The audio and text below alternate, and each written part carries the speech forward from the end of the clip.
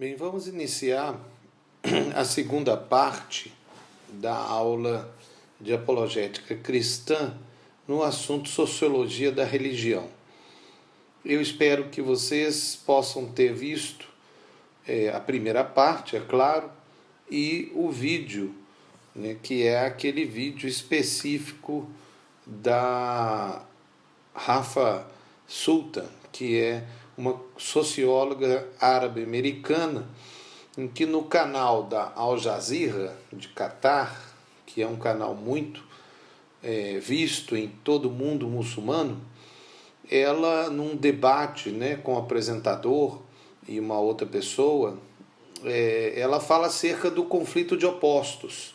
Então ela apresenta uma proposta um pouco diferente daquela que os apresentadores querem impor. E ela até explica o porquê que ela acha isso.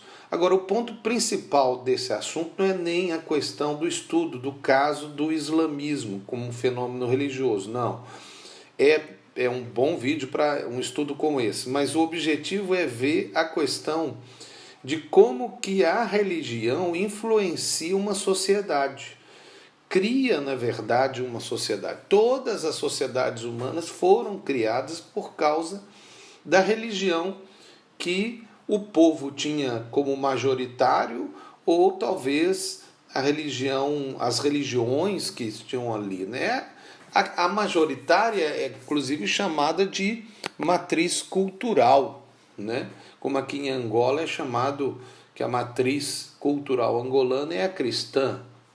A gente poderia até dizer que não é exatamente cristã somente, nós temos uma influência muito forte das religiões antigas, né, que são fetichistas, ou como hoje é classificado, espíritas. Mas vamos ver essa questão do comentário do que essa senhora fala, e eu vou inclusive ler o que ela fala e fazer o comentário. Vamos ver. O confronto que estamos testemunhando no mundo não é um conflito entre as religiões, um choque de civilizações. É um conflito entre dois opostos. É um conflito entre duas eras. É um choque entre uma mentalidade que pertence à Idade Média e outra mentalidade que pertence ao século XXI. É um confronto entre a civilização e o atraso, entre o civilizado e o primitivo, entre a barbarie e a racionalidade. É um confronto entre liberdade e expressão, entre democracia e ditadura. É um conflito entre os direitos humanos, por um lado, e a violação desses direitos por outro. É um enfrentamento entre aqueles que tratam mulheres como animais e aqueles que as tratam como seres humanos. O que vemos hoje é não é um choque de civilizações. As civilizações não se enfrentam, mas competem. Bom, essa é a proposta que essa socióloga apresenta, quando ela faz, inclusive, vamos dizer assim, utilizando a tese de Samuel Huntington, em que esses apresentadores querem levar a discussão para esse ambiente, e ela fala que não. Mas o interessante é que o que ela de fato está levantando é que é uma questão de moralidade, é um pensamento moral. E quem é que trouxe a moralidade que ela tanto defende, aquilo que é chamado o mundo civilizado, como ela chama, ou seria o mundo livre, né? É, na verdade, a moralidade cristã. Então, na verdade, é um confronto, sim, de opostos entre a moralidade apresentada pela Bíblia Sagrada, pelo cristianismo e também pelo judaísmo, em parte, e a moralidade apresentada pelo Islã com o Alcorão. Então, na verdade, o assunto é religião, e a religião é que define a moralidade, que faz toda essa discussão que ela apresentou. Porque quem é que defende os direitos humanos? É o cristianismo. Quem fez as leis que dominam hoje o mundo, a nível de leis justas, é o cristianismo. Nem foi o judaísmo, de fato. Foi o cristianismo após os ensinamentos do Senhor Jesus Cristo, que são totalmente contrários à moralidade islâmica. Mas vamos continuar. Ela recusa essa ideia, pois o confronto é entre o certo e o errado. É por isso que poderíamos considerar que ela está falando de um conflito entre duas morais, a moral judaico-cristã e a moral islâmica. É a moral que estabelece um povo, ou o que é certo e o que é errado. A moral judaico-cristã está baseada onde? Na Bíblia. E mais especificamente a cristã, que interpreta a Bíblia segundo a revelação de Jesus Cristo, que é aquilo que a gente chama de chave hermenêutica.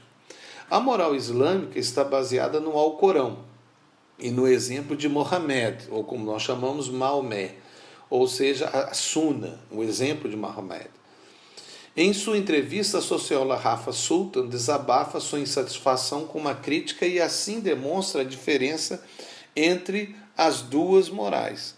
Bom, aí nós entramos nos três grandes pensadores e eles basicamente fazem as suas propostas considerando a religião.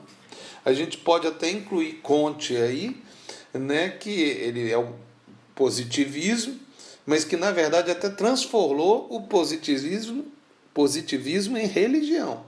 Mas quem são esses três? Você vai ver aí no seu slide: Max Weber, Durkheim e Karl Marx. Então são três bases, do socialismo.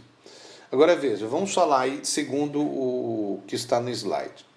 Max Weber ligou o capitalismo ao espírito do protestantismo.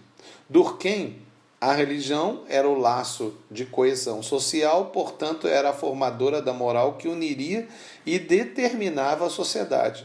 E Karl Marx foi um satanista, se você não sabe, mas a história dele mostra isso, que transformou a tese do iluminado, que seria o próprio Lúcifer, o nome dado pelo catolicismo a esse anjo que caiu lá na Vulgata Latina, em forma de revolução social, quer dizer, a ideia de nós vamos ir contra o ditador, que seria Deus. E aí o iluminado seria o próprio Lúcifer, que então traria a luz ao mundo. Isso é uma tese satanista, é claro, mas que ele transformou numa tese bem arrumada, daquilo que a gente chama de comunismo. Nós chegamos então à ideia da discussão sobre a moral romana e a moral bárbara. Então a gente volta lá atrás para a gente chegar até onde Max Weber, Karl Marx e Durkheim falam, mas vamos voltar lá atrás e vamos começar pensando na moral romana e moral bárbara. A moral romana era grega, grego-romana, e ela depois, mais tarde, foi engolida pela moral cristã. Mas inicialmente eles eram politeístas e eles achavam que as tribos que eles chamavam de bárbaras tinham uma outra moral, era uma outra civilização. Para eles era uma civilização bárbara, não civilizada. Antes, a moral europeia, romana, e vezes a bárbara, ela era uma realidade. Depois nós encontramos a moral cristã católica e aquilo que eles chamavam de bárbaro começaram a chamar de pagãos, que são aqueles que não tinham a moral cristã. A moral católica, mais tarde, em 1500, nós encontramos uma divisão no cristianismo em que tem a moral católica e a moral reformada, que é dos reformados.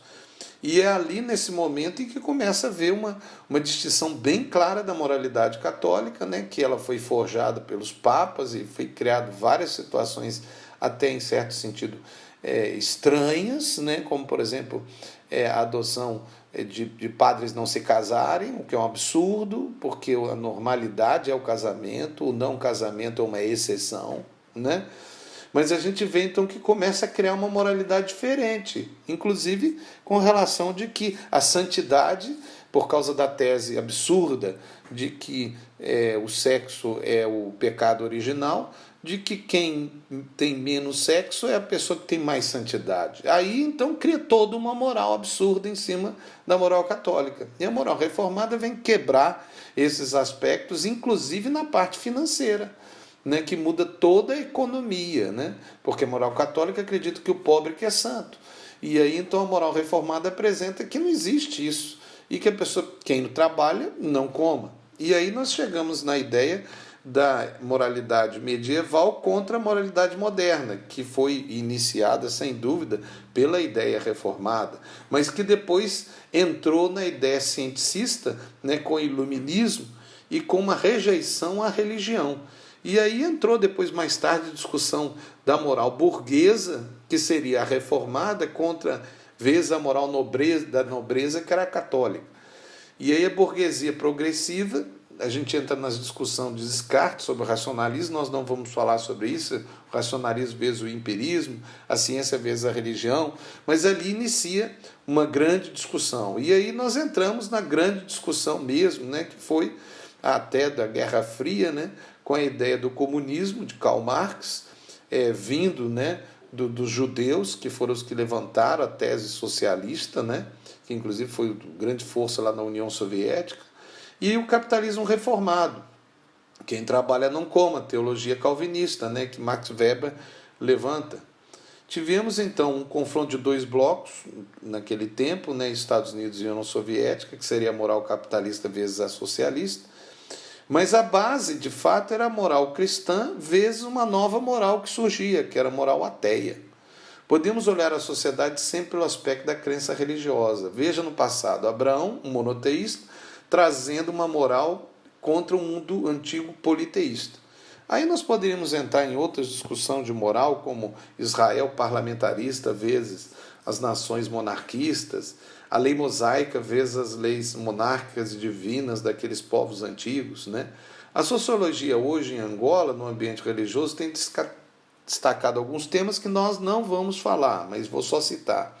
Proliferação de seitas, crianças acusadas de feitiçaria, Estado laico, situações que vale a pena uma análise sociológica, mas é de cunho basicamente religioso. Então fica aí, essa proposta é apenas um levantamento para vocês, meus alunos.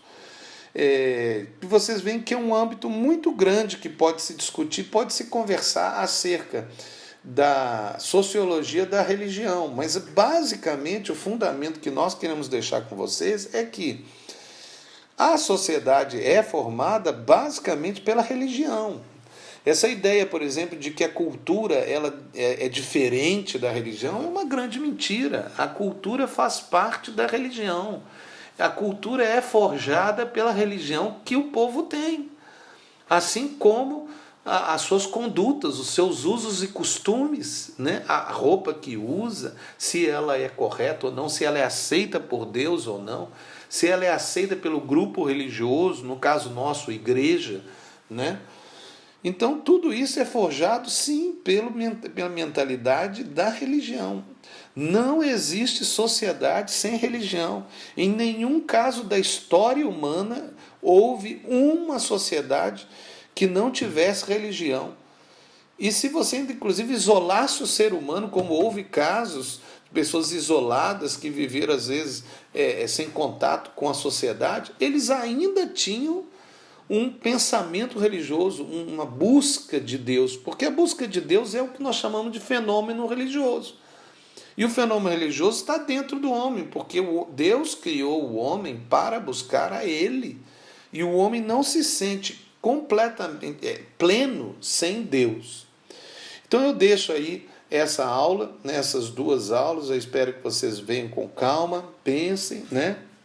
E assim, dessa maneira a gente termina essa parte que é a sociologia da religião. E eu espero que vocês possam depois parar, ver com calma aí cada um dos slides, talvez ouvir de novo, rever a primeira parte, né, ver também com mais calma aquele vídeo da socióloga pensando nessa ideia do confronto de opostos, né, que são opostos de moral, né, que estão inclusive influenciando no mundo.